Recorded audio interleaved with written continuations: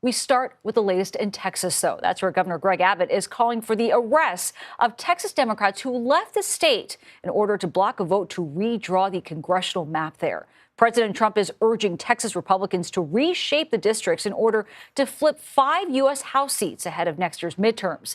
The president said in a phone interview on CNBC this morning that his party is entitled to those seats.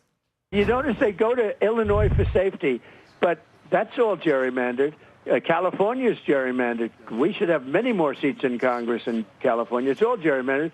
And we have an opportunity in Texas to pick up 5 seats. We have a really good governor, and we have good people in Texas. And I won Texas. I got the highest vote in the history of Texas, as you probably know. And we are entitled to 5 more seats. CBS News correspondent Nidia Kavasos joins us now from our Los Angeles bureau. Nidia, very good to see you. What kind of legality, if any, can Governor Abbott call for the civil arrests of these Democrats? Nancy, Governor Greg Abbott can call for the arrest of these Democratic members that fled the state, but he doesn't have jurisdiction beyond his own state line. So while arrest warrants were issued, they can't necessarily be enforced if these members remain in the state of Illinois, which is what they said that they will continue to do so. Yeah, they're talking about all kinds of consequences and threats here. But meantime, those Democratic state representatives, they still remain in Illinois. They say they will stay there for quite some time. So what happens now? These Democratic members have said that they will remain in the state of Illinois for at least 2 more weeks, which is the duration of this special session. And while at some point they will have to go back to their own state of Texas, they say that for now, this is helping them raise awareness, bring national attention to this issue. And some of these representatives are saying that they're hoping that other blue states will also join the fight and retaliate against the state of Texas in their own way by redistricting their own congressional districts within their blue states. And Nidia, we are talking to you from Los Angeles. You're in California there, where Governor Newsom says his state could also redraw its congressional districts, this in an effort to benefit Democrats. So what is the latest on that front? Governor Newsom has said that he himself and his team are very much involved in the ongoing conversations with their state representatives and some congressional Democrats in drafting maps. And these maps will soon be released, according to some of the sources we've been speaking to.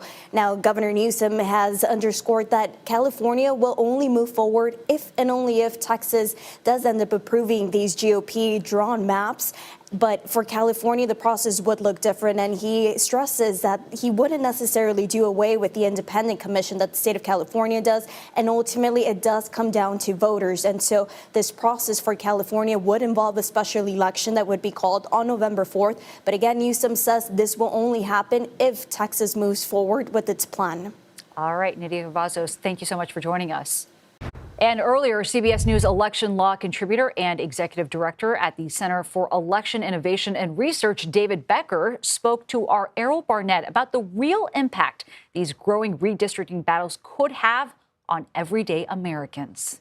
You heard the Texas state representative, the Republicans, say their job was to maintain U.S. House control for the Republicans. And that's not really what their job is supposed to be. The United States House is supposed to be the people's house. We have to remember, although these lines are being drawn, there are people within those lines. There are people who think they know who represents them, who know who they can petition if they need something from their government.